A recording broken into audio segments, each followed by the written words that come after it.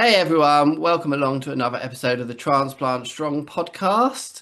Thank you for joining us. And today I'm joined by Lisa. This is a slightly different story to normal. Lisa's son tragically passed away during a hockey practice and he became an organ donor. So Lisa's going to tell us about her son Tom and about the sort of story that evolved after. So, hi Lisa, how are you?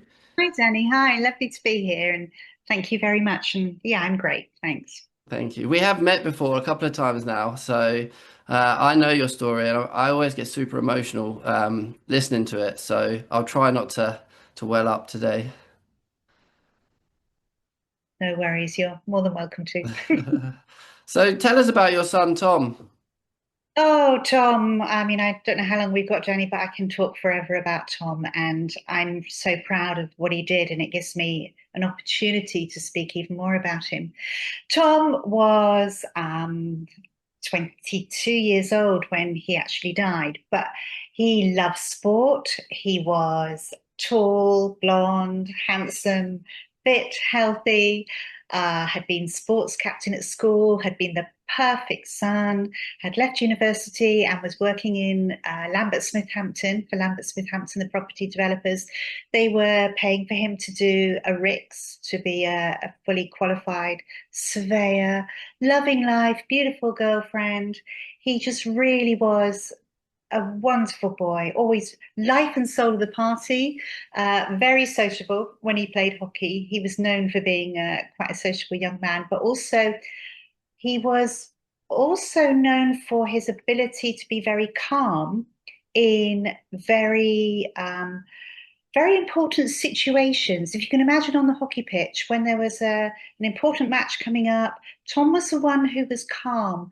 And I read a letter from a coach that was sent to him once, and it said, Tom, you are my eyes and ears on the pitch. And they loved the way Tom could let everything go over his head, but just act sensibly and well in those kind of situations. So it gives you the impression of there is Tom. He was a sports captain, he was a prefect, he was sociable, he was very much looked up to, especially from his sister Pippa, and he was a lovely young lad. Yeah, like I said, I have heard this story, and he sounds like an amazing boy and someone that you'd be very, very proud of.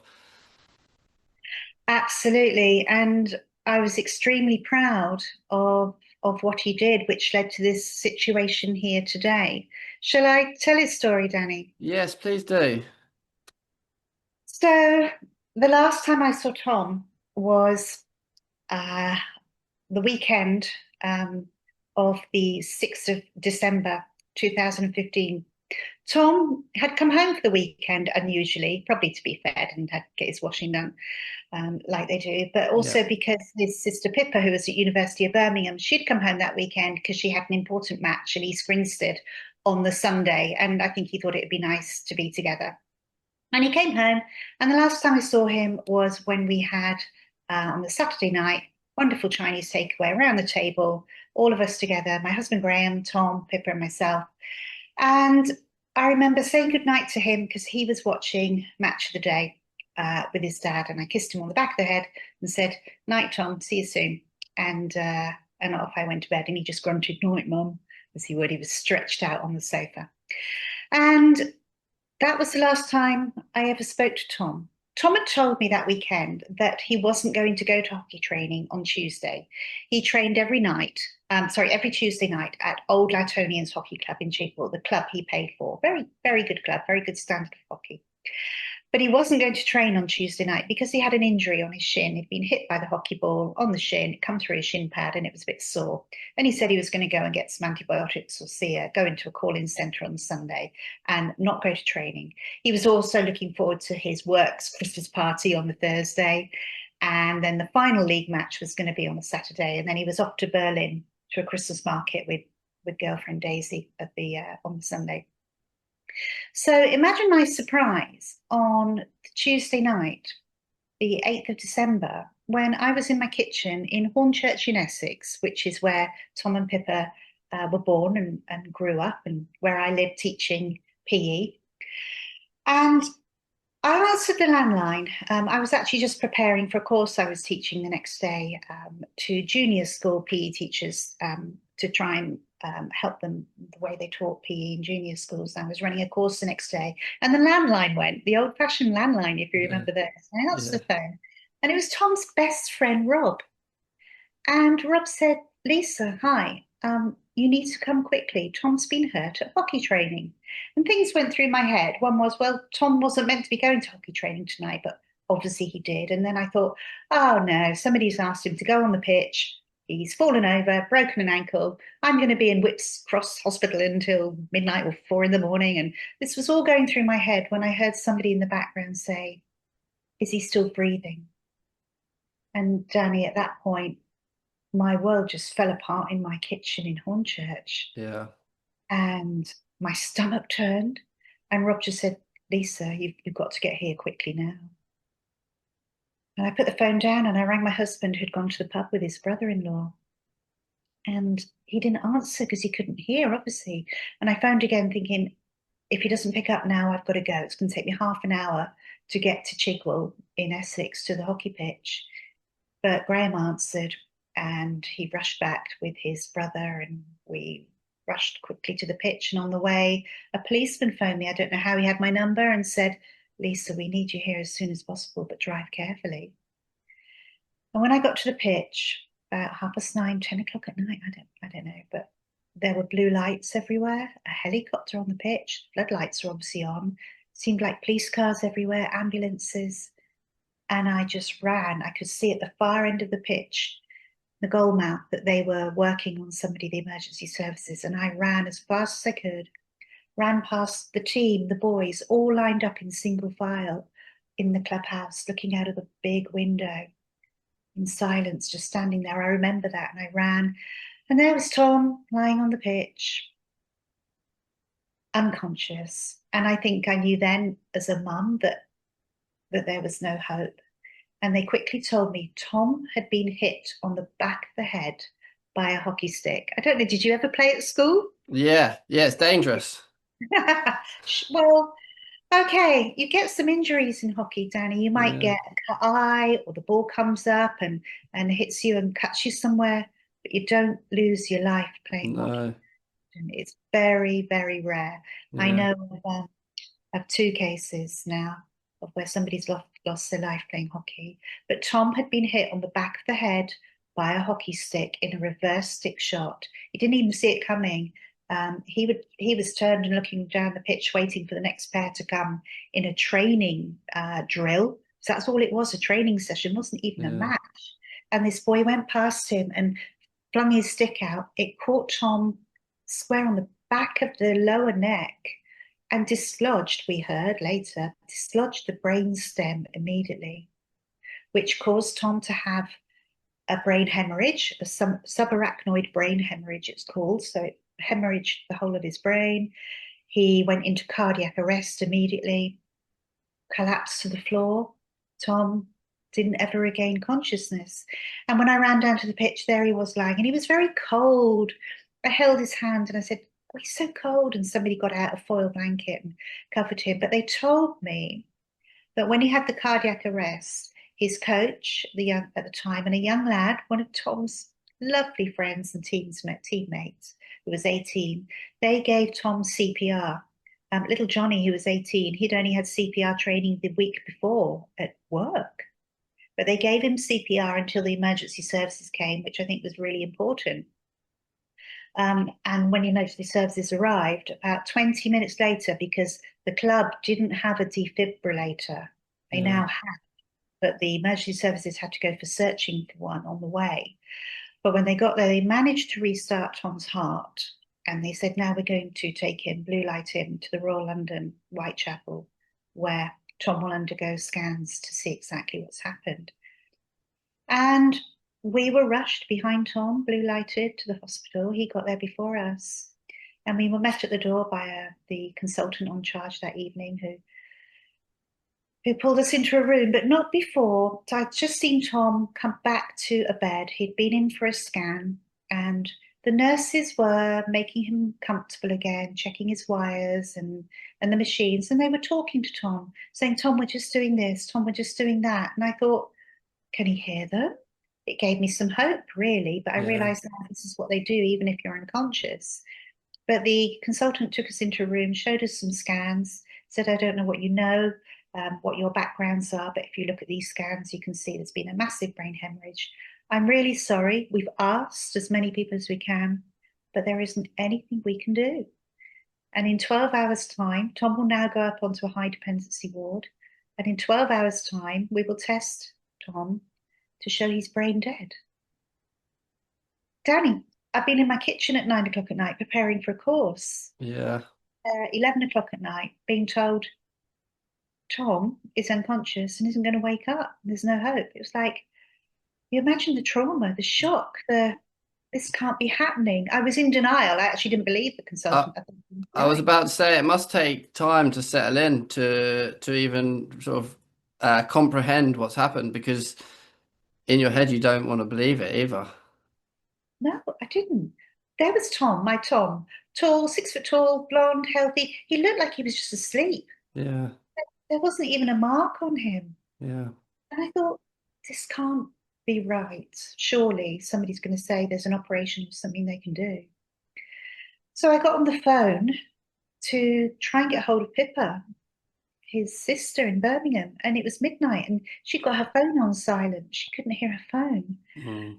What do I do now? And I thought of a friend in Hornchurch I've got whose daughter is also at the university and phoned this friend. It was midnight. I can't believe my friend Jill answered, and she phoned her daughter, who went round to Pippa's flat and knocked on the door, woke everybody up, and went and said to Pippa, Pippa, I've got some really worrying news for you. You know, your brother's been seriously hurt and you've got to get to London. Um, all this was going on, and we went up, followed Tom up to the room number 10. He played number 10. He Yeah. was in room number 10.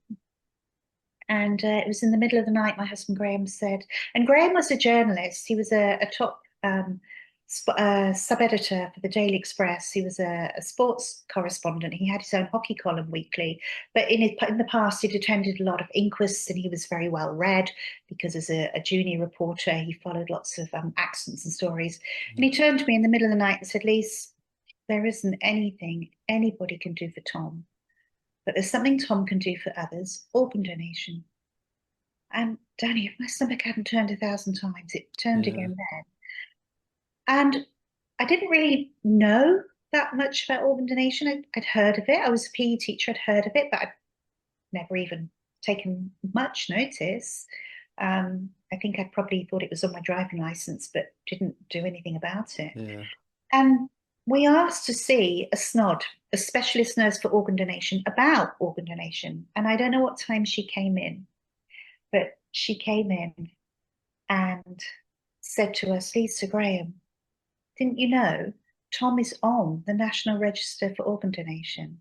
He's on the organ donor register. He signed as a fresher at university Yeah. at the age of 18. And at that point, I just wanted to wake Tom up and say, I am so proud of you. Yeah. What a thing to do. And I've since met the two lads he was with when he signed up.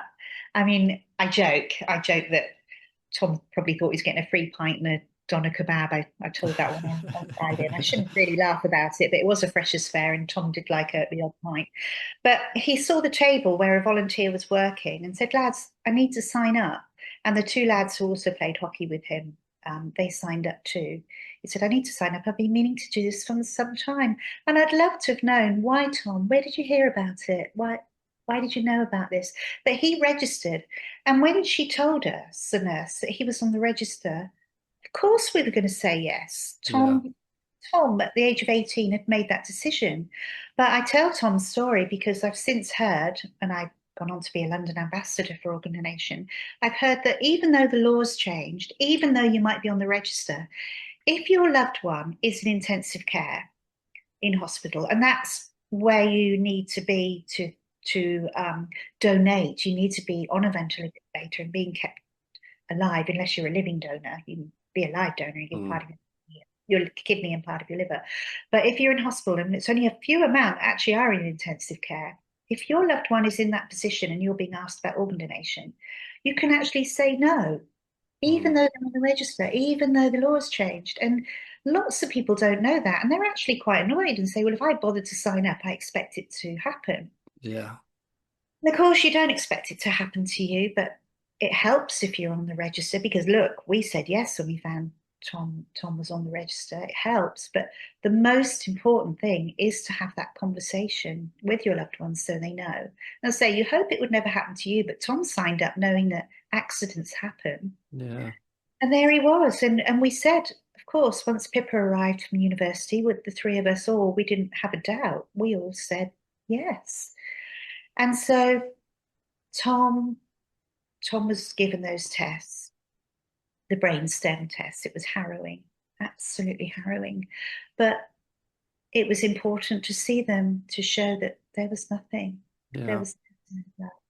When they took Tom off the ventilator and there was no breathing, I just said, just please put him back on.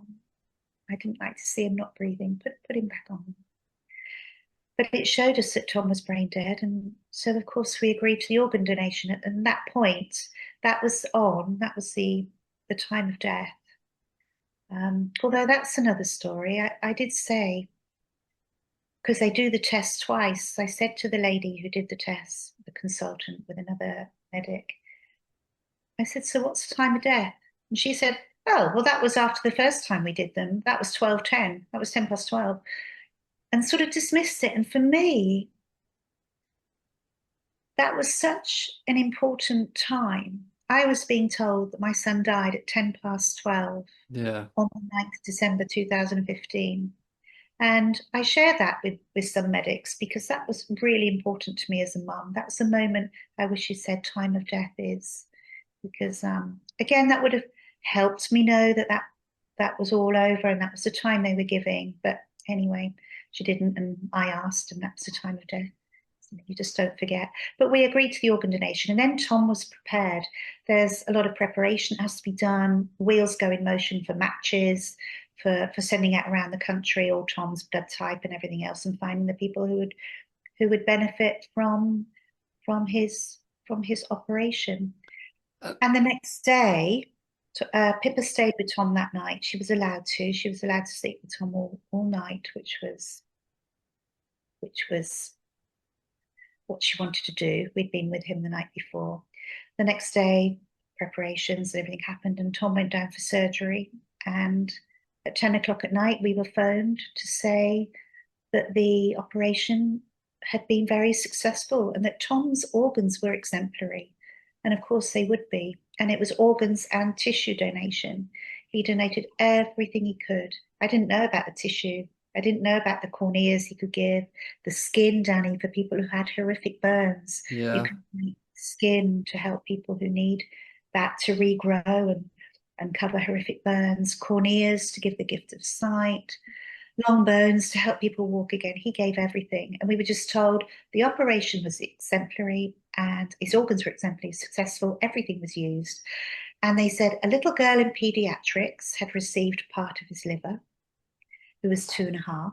Yeah. His heart had gone to Newcastle and been successfully transplanted into a 60-year-old.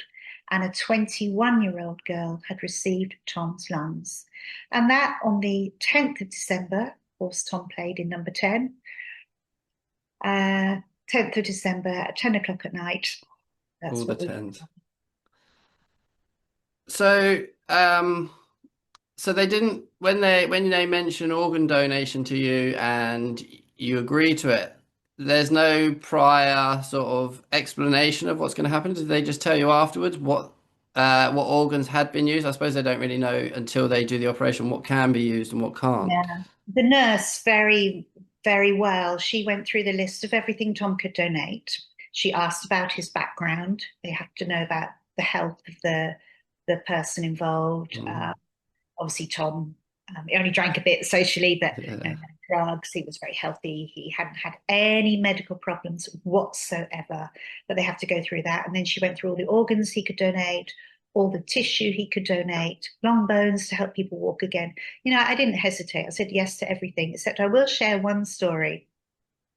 It came to the corneas, which the eyes are counted as tissue. Yeah. And when she went to the eyes on the list, I just thought, oh, not Tom's eyes. And she said, we can't use Tom's corneas because of the hemorrhaging. And Yeah. I felt relieved that they wouldn't be taking Tom's eyes. And I've since learnt in my roles that I don't know if you knew, Danny, but I didn't, that when they use the corneas, they use like a contact lens. That's what it is, a cornea. It's a lens. And they take that lens away. I didn't even know that it could be divided and used divided up. I didn't even know that either. And I just thought the whole eye was taken, etc. So I was ignorant, but I wouldn't hesitate to say yes to the cornea being used now. It Yeah. gives somebody the gift of sight.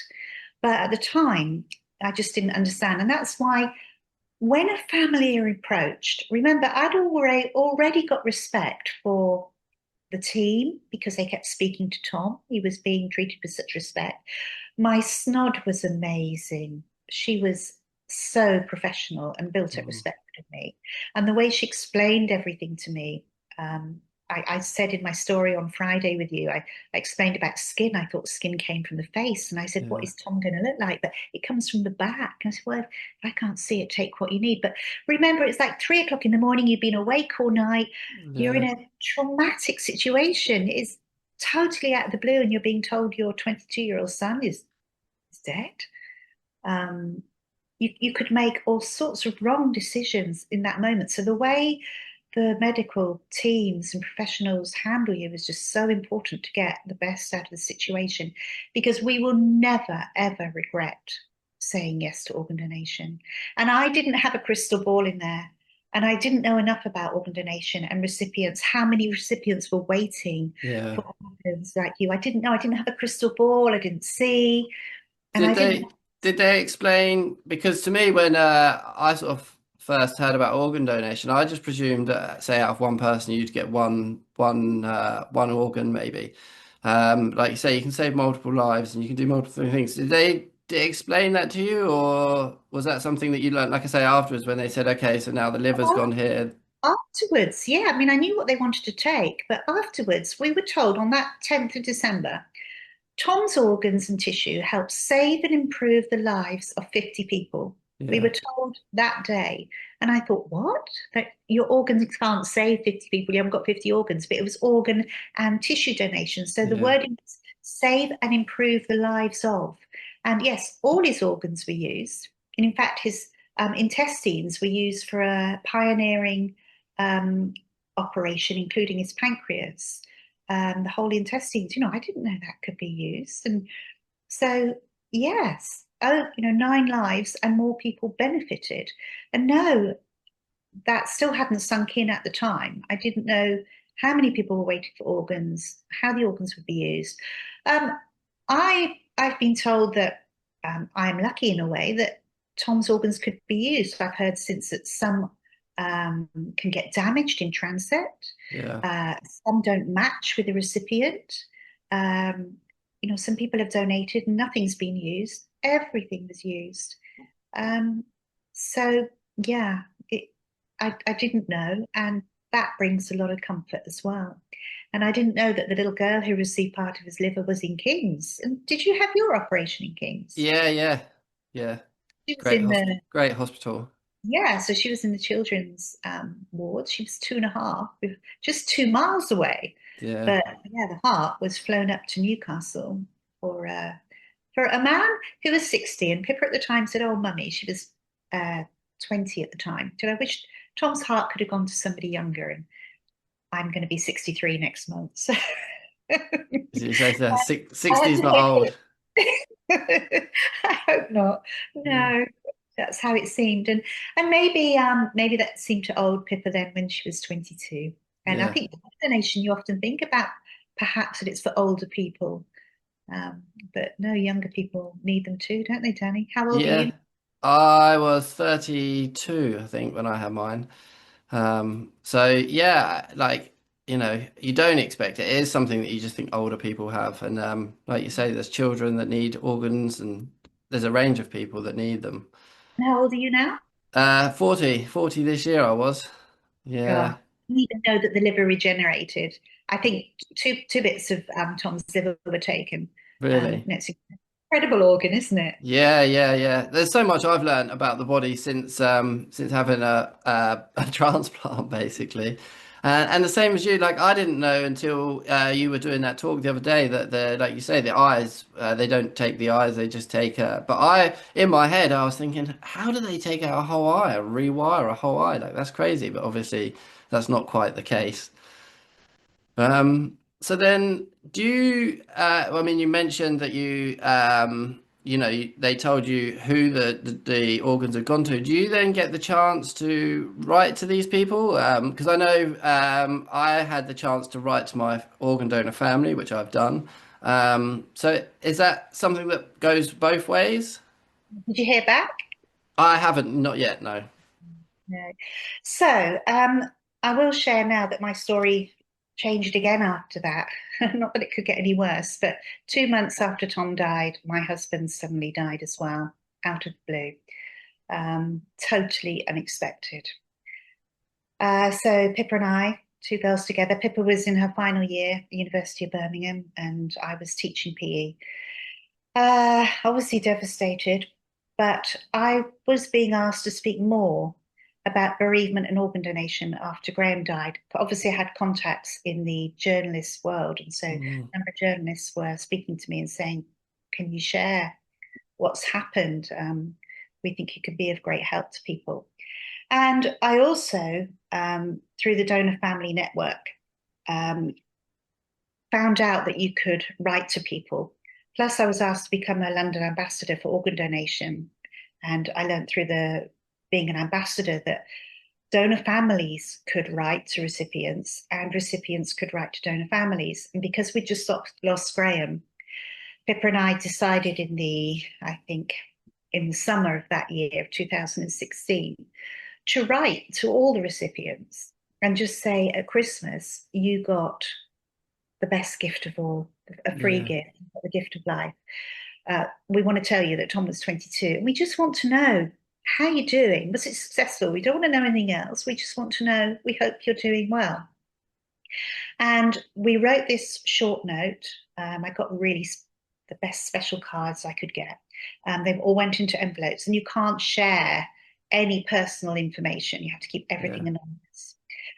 So it just said to Tom's recipients, you couldn't even put a surname on. And the letters, they are now, it was slightly different. They were sent to my snod who passed them out, I think. But they now all go to Liverpool, where all the data is kept, and Liverpool send cards and letters out. And ours were sent out. And imagine I don't know, a couple of months later, NHS did it quite nicely. They said, we've received some replies. We're going to put them in an envelope to you. Open them when you want to, or you might not want to at all. But of course, we opened them, and there was a card from a mum who said, "Thank you for saving my little girl's life." wow. And then there was a card from a gentleman who said, "Thank you from the bottom of my heart." And I think we guessed who that was from. And those cards were so special to us. They were the only two we got back. We went to our uh, Bernardo's recognition ceremony, and somebody picked up who'd been there as well, and we were sent an email to say somebody's written to us saying, I think that person at the donor recognition ceremony might have been my son's donor. That's right. And then the email address we were given was bounced back, so I never found out who that was from. It was to do with the Yeah. kingdom. Nothing else came back but those two letters. But we built up correspondence. We wrote again and we wrote again. And straight away, this mum, in the next one, she put in a very small pen drive with photographs on videos. I don't know how Oh, to get through the NHS of this little girl who was so sick. And she told me, this is Fatima. Fatima, the liver recipient, she sent pictures of Fatima days before her operation. And I've since learned she was days away from losing her life. She had a yeah. huge extended tummy, very yellow, awful colour. And then after receiving Tom's bit of liver, running around the ward within hours of the operation with the balloon. up and running around. She was adorable. Well, of course, I built up correspondence with this mum, and very soon we'd actually swapped addresses and we wrote to each other. And I just knew I was going to like Lubna. And the same with Gordon, Tom's heart recipient. We built up correspondence, and then away from the NHS, we built up correspondence. I found out this was Gordon. He was a West Ham supporter. You couldn't have written it because Tom and Graham were both West Ham supporters as well, even though he's from Newcastle. And in both cases, we decided to meet. NHSBT like to organise the meetings or offer to because they said we can offer a private space like in a hotel reception, and you can look across the room and think, can I do this or not? And you can walk away rather than meeting in Costa Coffee or somewhere very public. They will organise it for you if you want, because imagine you might look across and think, I can't do I'll do this. it. Yeah. Recipient.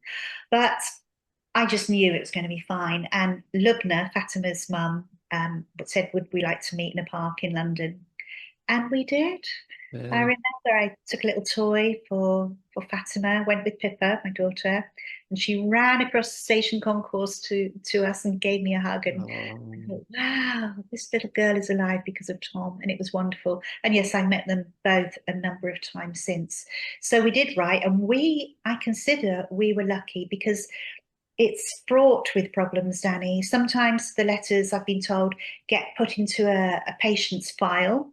So when you go for consultations, checkups, medicals, it's in your file, but it can go underneath all the paperwork and never be yeah. given out. Excuse me. Sometimes people move house and things don't even get there. Sometimes people write, but donor families don't respond back, and vice versa. It's fraught with problems, and yet from speaking to recipients like yourself, I know it's one of the hardest letters to write because I don't know if it's the case with you, but you feel somebody has died for you. And the recipients I've spoken to, I've said, don't feel that. Tom didn't die for Fatima and Gordon. He just said, if anything ever happens to me, please use my organs. And he would be so pleased that he was going to be Yeah. buried or cremated, but something good had come from it. Don't feel guilty. The donor families, well, I do. I'm incredibly proud. And I love to hear what Fatima and Gordon are up to and doing. And I think, I shared that they've been alive 10 more years Yeah. because of 10 years. And I've got nothing but feelings of proud that he made that decision. I'm in awe of the medical profession and how they help keep you alive, because I know you're on a lot of medication. It's not all plain sailing. It's quite worrying at times for you, especially with COVID and things must have been very scary. But we did the right thing. Yeah, you're right. It's a very difficult letter to write. I don't want to cut you off. We've got about 3 or 4 minutes left, and yeah, it's a very difficult letter to write. In the fact that you want to tell the family all these great things that you're doing, but you're also very well aware that they've lost a loved one. So it's like it's very weird because you do, like I say, you want to tell them all these great things, but you don't want to sound like you're like, I'm doing all these great things, and they're like, my son could have been doing that, or my husband could have been doing that, or whoever it was. So it's a very very So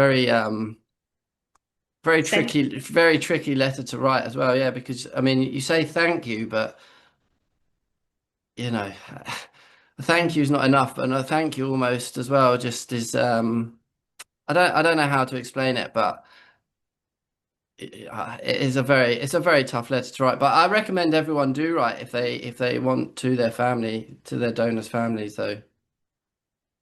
yes, and I think hopefully Fatima and Gordon, well, I know because I've done a lot with them since. They're very Yeah, grateful to be yeah, involved. you've met them both. I have, and that's just so wonderful. And I've seen what they've achieved in their 10 years now. Fatima went to school. She then has gone on to another thing I'm very passionate about is the British and the World Transplant Games. I'm sure Yeah, you know that. And we met at the World Transplant Games. yeah, I encouraged them. I said, do you like playing sport? And got them involved in the Transplant and the World Games. And Fatima won her first medal this year in swimming in Oxford, which I presented to her. And Yeah, Gordon, as you know, that's why I was at the World Transplant Games in Dresden. Gordon was selected to play table tennis in the World yeah, Transplant Games in Dresden, where you were. And Tom, being a sports captain, the very sporty family that we are, it's just perfect. And Tom would be so pleased that both of them are enjoying life and living life to the full. I think the donor families want to know that you live yeah, life to the full now. yeah. What happened happened. We can't change it, but we made things better. And no, I Do, miss Tom terribly, yeah. but Do really you do. feel like he lives on through these people? Is that something that you can kind of take a small bit of solace in? I do, and I dread it every time I know Fatima's back in hospital and unwell, or Gordon's unwell. It really worries me because yes, and when I hug Gordon, I met him in the stadium. BBC did a piece on me once, Yeah, listening to Gordon's heart, and when I hear Tom's heart beating, feel it in Gordon, it's surreal. That's yeah, Tom's heart. yeah, It's hard. I don't go there very often thinking of that because it's hard for me to comprehend, but yeah. it's amazing. Yeah. Well, your son sounds like he was an absolutely amazing child, and I think he'd be very proud of you. It's just something I should say. I think he'd be very, very proud of you and everything that you've dealt with and overcome, and all you say he was very calm and level-headed in situations. I think he must have got that from you, and the advocacy that His you've dad, gone on, the his things that dad. you've gone on to do. You should be very proud of yourself as well. That's so sweet, Danny. And I've loved talking to you. Thank you for that hug on Yeah. Friday. I needed that Yeah, as I much as needed it. I feel like I've said it. Your son wasn't my donor, but I feel like there's definitely a connection between transplant patients and recipient and donor families, even if they're not, specifically the donors that we got our organs from. When I hugged you, I felt like I was hugging the parents of the son that donated to me, and it was really emotional.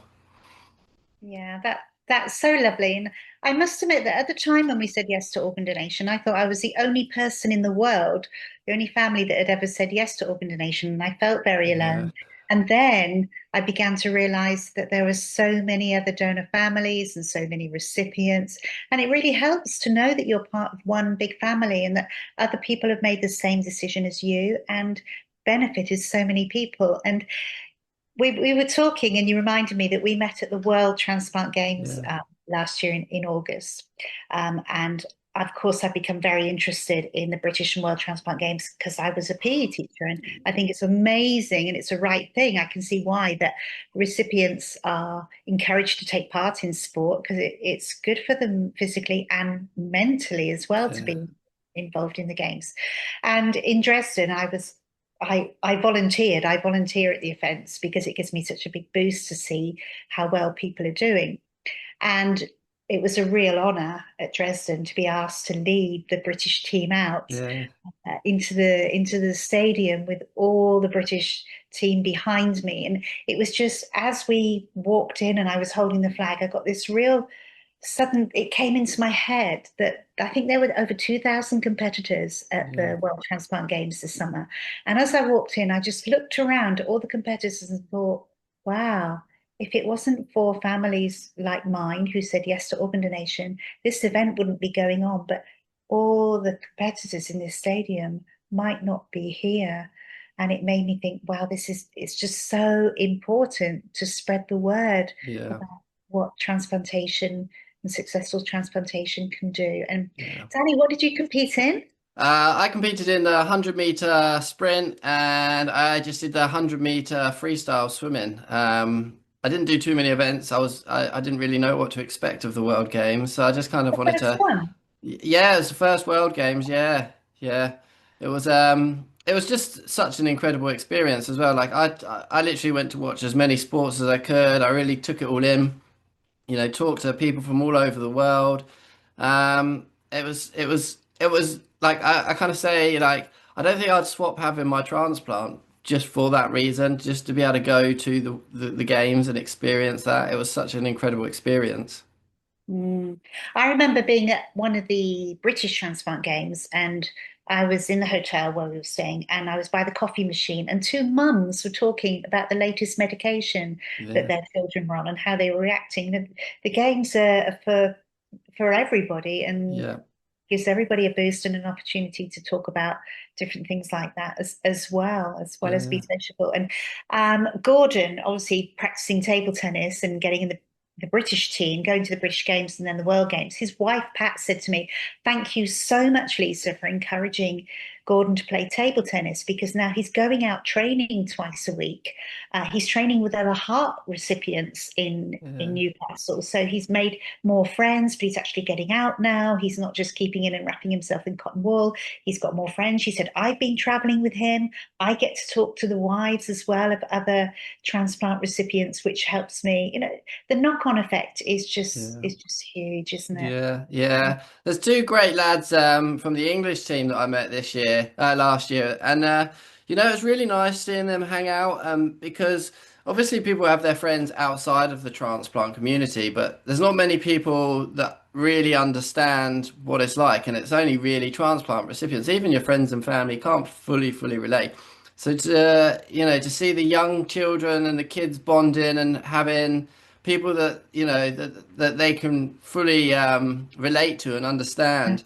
They get It's it. just really nice. And then, like you They said, there's family members there, and that's another point I want to make about organ donation as well. Is we often talk about the person's life that they're saved, and you've directly saved that one person's life, but it's not just me that's affected. It's my whole family that have now still have me around. Some of them will be happy, some of them won't. But I've got an incredible relationship with my brothers and sisters, and I can only imagine how Pippa felt, just for her brother to pass away, and that you guys, your the commitments that you made and the decisions you made meant that my sisters didn't have that feeling as well, which is they're forever thankful as well. It's not just me that's thankful; it's the whole family. I set up the Tom Wilson Memorial Fund when Tom died, particularly because on the day of the funeral, so many people wanted to give money, Yeah. and thought, "Gosh, what do I do with all of this?" So I immediately set up the Tom Wilson Memorial Fund, not knowing what we would do with it. Over £50,000 later in the Wow. account, and and so many people still raise money now. Tom's sporty friends, are often doing marathons or runs or some of them at a wedding. One of them at a wedding recently asked for donations to Tom's fund from Yeah. his wedding. Wasn't that beautiful? But people donate to it, and then we run that charity, giving money to anything that's going to promote organ donation. I do sponsor people to go to different events as well. If I feel somebody's going to promote organ donation, then that's what it's for.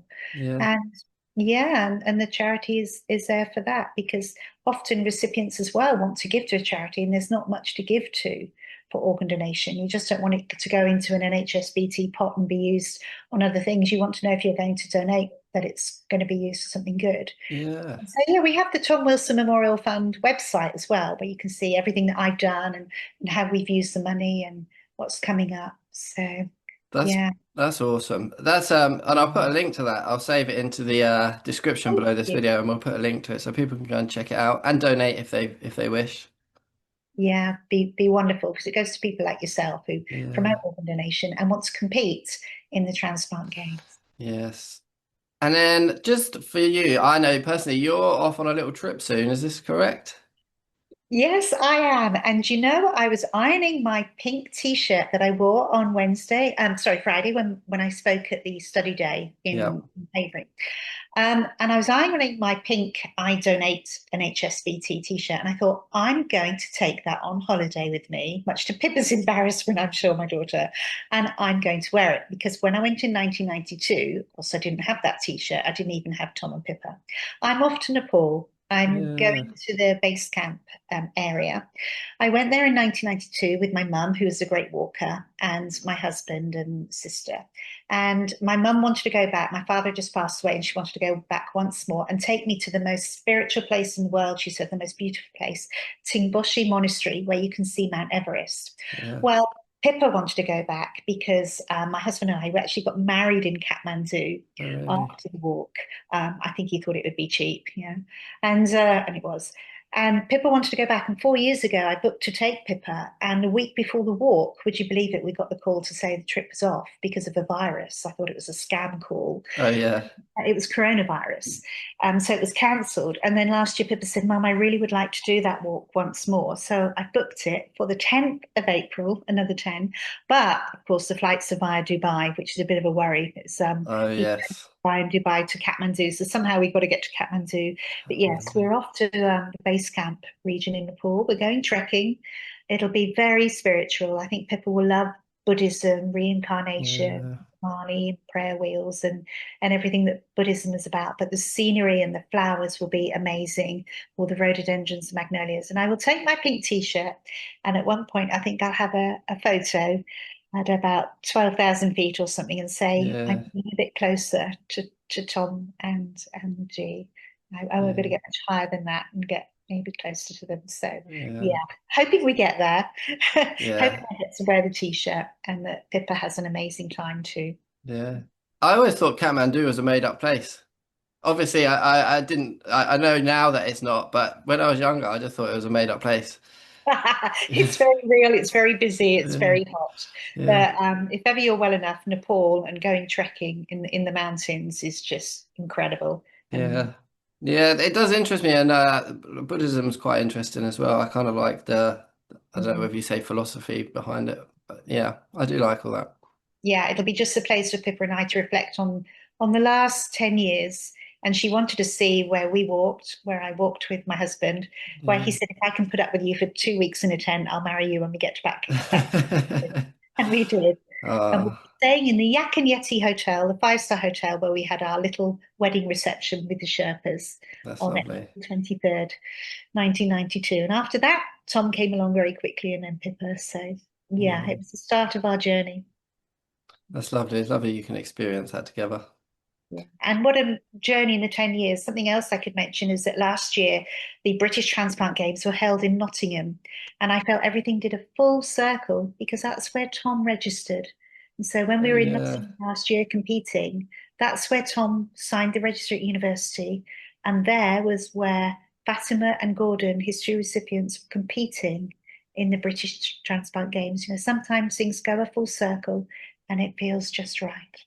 Yeah, there is a lot of the synchronicity in that story. Yeah. Well, thank you so much, Lisa.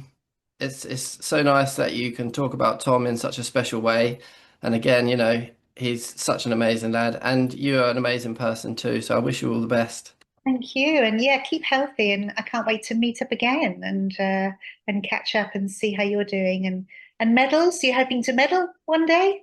Yes, Oh, I've had a few medals in the UK games, but that's only really because there's been like three of us in the event. oh, So, get away. It's you know. taking part. Yeah, yeah. I don't think there's much hope in the worlds, to be honest. The standard is absolutely incredible, I feel privileged just to be able to take part, let alone to be able to compete as well as some of them people. But yeah, it's a dream. It's a dream. I can You aim for it. can. Yeah. Yeah. Okay. Well, good luck with all of that. And thank you for Thank having you. me on. And thank you for letting me talk about Tom. Always, always.